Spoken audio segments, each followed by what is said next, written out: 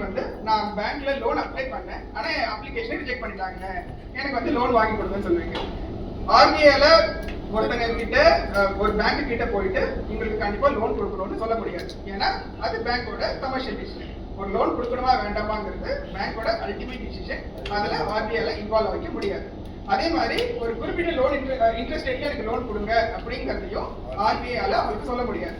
RBI என்ன பண்ண முடியும்? ஓகே, அவங்க எக்ஸிக்யூட் பண்ண ப்ராசஸ்லாம் கரெக்டா அப்படிங்கிறத செக் பண்ண முடியும். ஃபார் இன்ஸ்டன்ஸ் நீங்க வந்து டெபிட் கார்டு சார்ஜஸ் எனக்கு வந்து 200 rupees பிடிச்சிருக்காங்க, இது எனக்கு ரிவர்ஸ் பண்ணி கொடுங்கன்னு சொல்லிட்டு எனக்கு கம்ப்ளைண்ட் ஃபைல் பண்றீங்க அப்படின்னா மேக்ஸிமம் ஆர்பிஐ செக் பண்ணும் உங்க டேர்ம்ஸ் அண்ட் கண்டிஷன்ஸ் படி உங்க அக்கௌண்ட்ல டெபிட் கார்டு சார்ஜஸ் 200 rupees இல்லையா, அதை செக் பண்ணுவோம்.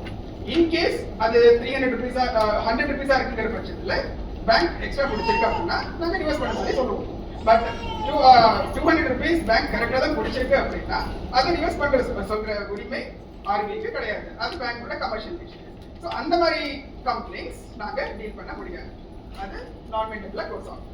அதே மாதிரி நீங்க பேங்கோட கஸ்டமர். ஓகே, கஸ்டமருக்கு கன்சியூமருக்கு டிஃபரன்ஸ் தெரியுமா? ஒரு கஸ்டமர் கன்சியூமர் ரெண்டு இருக்காங்க இல்லையா, ரெண்டுக்கும் டிஃபரன்ஸ்.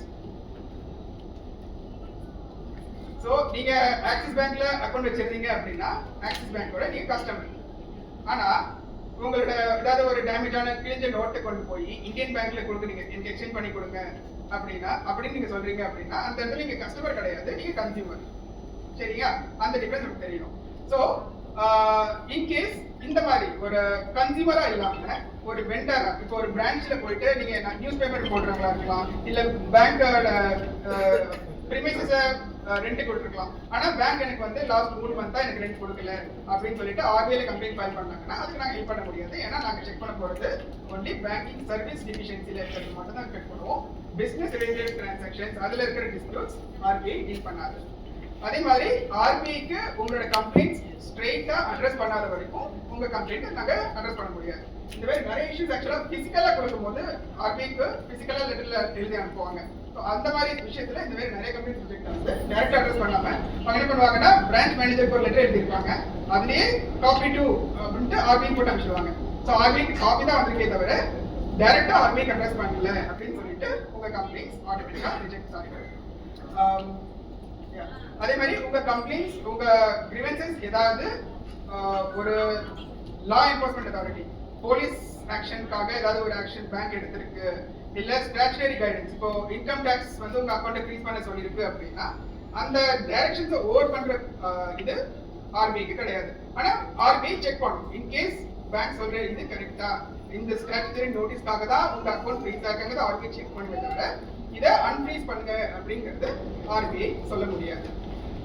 அதே மாதிரி இப்போ ஆர்பிஐக்கு என்னென்ன பவர் டெசிக்னேட் ஆயிருக்கோ, எங்களோட ரெகுலேட்டரி பர்மிஷன்ல என்னென்ன கம்ப்ளைண்ட்ஸ் வருமோ அந்த கம்ப்ளைண்ட் தான் ஆம்பட்ஸ்மேனால பார்க்க முடியும். ஃபார் எக்ஸாம்பிள் நீங்க பேங்க்ல போயிட்டு மியூச்சுவல் ஃபண்ட் அவைல் பண்ணிருக்கலாம், இல்ல பென்ஷன் ஸ்கீம் அவைல் பண்ணிருக்கலாம், இன்சூரன்ஸ் அவைல் பண்ணிருக்கலாம். இன்சூரன்ஸ்ல எங்க கீழே வருமா? வராது. ஆர்பிஐ கீழே வராது. இன்சூரன்ஸ்லாம் வந்து ஐஆர்டிஏ அப்படிங்கிறது இன்சூரன்ஸ் ரெகுலேட்டரி டெவலப்மெண்ட் அத்தாரிட்டின்னு தனியா இருக்கு, அவங்களோட ஆம்பட்ஸ்மேன் கீழே தான் போகும்.